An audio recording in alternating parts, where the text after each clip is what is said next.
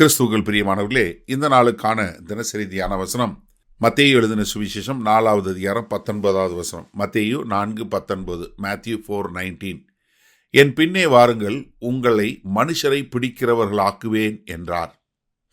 இப்போ ஆண்டவராகிய இயேசு கிறிஸ்து சீமோன் பேதுருவையும் அவனுடைய சகோதரனாகிய அந்திரேயா 2 பேரையும் நீங்கள் என்னையை பின்பற்றி வாங்க, ஃபாலோ மீ, அதாவது என்னையை பின்பற்றி வாருங்கள் என்று சொல்லக்கூடிய காரியத்தை இங்கே கூப்பிட்றார். அதாவது லூக்கா 5வது அதிகாரத்தில் முதல் 11 வசனங்களில் இந்த சம்பவத்தை பார்க்குறோம். அவங்க இரவு முழுவதும் போயிட்டு பார்க்குறாங்க. அவங்களுக்கு ஒன்றுமே கிடைக்கல. அப்போ அந்த படகுல ஒன்றில் ஏறுறாரு. அது சீமோன் பேதுருவோட படகு. கரையிலேருந்து கொஞ்சம் தள்ளிட்டு நிறுத்த சொல்லிட்டு அதில் நின்று பிரசங்கம் பண்ணுறார்.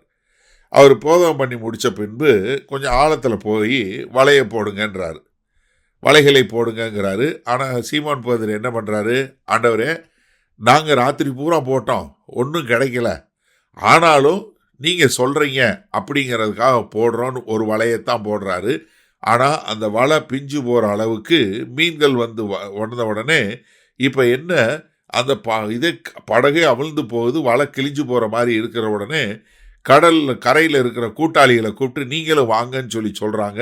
2 படகும் அமிழத்தக்கதாக அவ்வளோ மீனை பிடிச்சி வந்த உடனே சீமோன் பேதுரு என்ன பண்ணுறாரு, லூக்கா 5வது அதிகாரம் 8வது வசனம். சீமோன் பேதுரு அதை கண்டு இயேசுவின் பாதத்தில் விழுந்து, ஆண்டவரே, நான் பாவியான மனுஷன், நீர் என்னை விட்டு போக வேண்டும் என்றான். அவர்கள் திரளான மீன்களை பிடித்தது நிமித்தமும் அவனுக்கும் அவனோடு கூட இருந்த யாவருக்கும் பிரமிப்பு உண்டானபடியால் அப்படி சொன்னான். சீமோனுக்கு கூட்டாளிகளான செபதேயின் குமாரராகிய யாக்கோபும் யோவானும் அப்படியே பிரமித்தார்கள். அப்பொழுது சீமோனை நோக்கி, பயப்படாதே, இது முதல் நீ மனுஷனை பிடிக்கிறவனாய் இருப்பாய் என்றார். ஆண்டவர் என்ன சொல்றாரு, இன்னையிலிருந்து நீ மனுஷனை பிடிக்கிறவனாய் இருப்ப அப்படின்னு சொல்லிட்டு என்னை பின்பற்றி வாங்கன்னு சொன்ன உடனே லூக்கா 5வது அதிகாரம் 11வது வசனத்துல அவர்கள் படகுகளை கரையிலே கொண்டு போய் நிறுத்தி எல்லாவற்றையும் விட்டு அவருக்கு பின் சென்றார்கள். இப்போ என்ன, எல்லாத்தையும் விட்டுட்டு, தொழில், படகு, வலை, மீன் எல்லாத்தையும் விட்டுட்டு இயேசு கிறிஸ்து பின்னாடி போகிறாங்க. ஒரு நிமிஷம் சிந்திச்சு பாருங்க.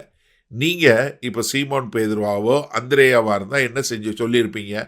இப்போ நான் சொல்கிறேன், நானாக இருந்தால் என்ன சொல்லியிருப்பேன், ஆண்டவரே, மீன் கிடச்சிருச்சு, இந்த மீனை விற்று கொஞ்சம் காசு எடுத்துகிட்டு வந்து நம்ம ஊழியத்துக்கு பயன்படுத்தலாம், அதை விற்றுட்டு வந்துடுறேன்.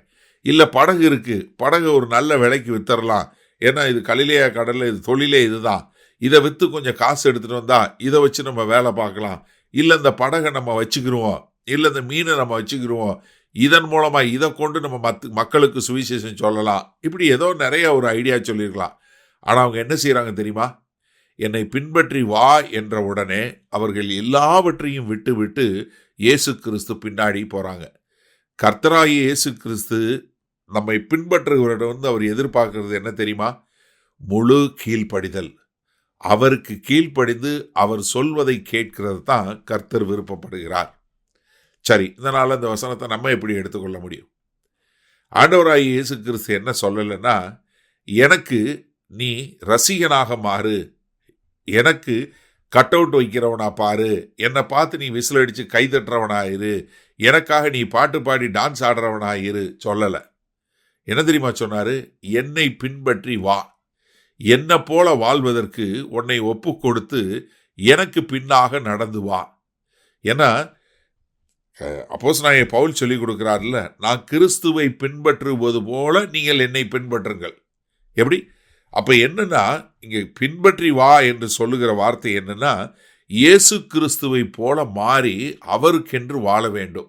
அப்போ என்ன, கர்த்தராகிய இயேசு கிறிஸ்து நம்மகிட்ட எதிர்பார்க்கிறது என்னன்னா, அவரை ஏற்றுக்கொண்ட நம்ம எல்லாரும் அவருடைய முழு சித்தத்தை செய்வதற்கு நம்மை ஒப்பு கொடுத்த மக்களாக வாழ்வது தான். எப்படி? அவர்தான் என்னை ஆளுகை செய்கிற ஆண்டவர், என்னை முழுமையாய் ஆளுகை செய்கிறவர், அவருக்கென்று நான் வாழுவேன் என்று சொல்லக்கூடிய வண்ணமாக நீங்க அவருடைய சத்தத்திற்கு கீழ்ப்படுகிற மக்களைத்தான் கர்த்தர் இன்றைக்கு உபயோகப்படுத்துகிறார். நீங்கள் த்ரூ அவுட் நீங்கள் வேதவசனம் முழுவதும் எடுத்து பார்த்தீங்கன்னா, ஆபிரகாம் அழைச்சார், உடனே ஆபிரகாம் கீழ்ப்படிந்து தான் போகிற எண்ணத இடம் என்று அறியாமல் போனார். மோசேயை அழைச்சார், யோசுவாவை அழைச்சார், தாவீதை அழைச்சார், சாமுவேலை அழைச்சார். எல்லாரும் கூட ஒரு குணாதிசயம் என்ன பார்க்கிறோம்? எல்லாரும் அப்படியே கர்த்தராகிய இயேசு கிறிஸ்து தேவனுடைய வார்த்தைக்கு கேட்டு கீழ்ப்படிந்து அவரை பின்தொடர்ந்து சென்றார்கள். இன்றைக்கு உங்களையும் ஆண்டவர் என்னை பின்பற்றி வா, நான் மனிதர்களை பிடிக்கிறவங்களா மாற்றுவேன் என்று சொல்லக்கூடிய வார்த்தையை கேட்டு நீங்களும் பின்பற்றி அவருக்கென்று வாழ்வீர்களா? வல்ல பிதாவே, இந்த அருமையான நல்ல நாளுக்காய் நன்றி. ஆமாண்டவரே, நீங்கள் எங்ககிட்ட எதிர்பார்க்கிறது முழுமையான கீழ்ப்படிதல், உம்மை பின்பற்றி உம்மை போல வாழ்வதுதான் என்பதை நாங்கள் அறிந்து கொண்டோம், புரிந்து கொண்டோம். இன்றையிலிருந்து ஆண்டவரே, உம்முடைய சத்தத்திற்கு உடனே செவி கொடுத்து அதற்கு கீழ்ப்படிந்து உமக்கு பிரியமான பிள்ளைகளாய் வாழ எங்களுக்கு அனுக்கிரகம் பாராட்ட வேண்டுமாய் இயேசு கிறிஸ்துவின் மூலம் ஜெபிக்கிறோம் நல்ல பிதாவே, ஆமேன். கர்த்தர் உங்களை ஆசீர்வதிப்பாராக. நாம் இன்று மாலை மண்ணால் சந்திப்போம்.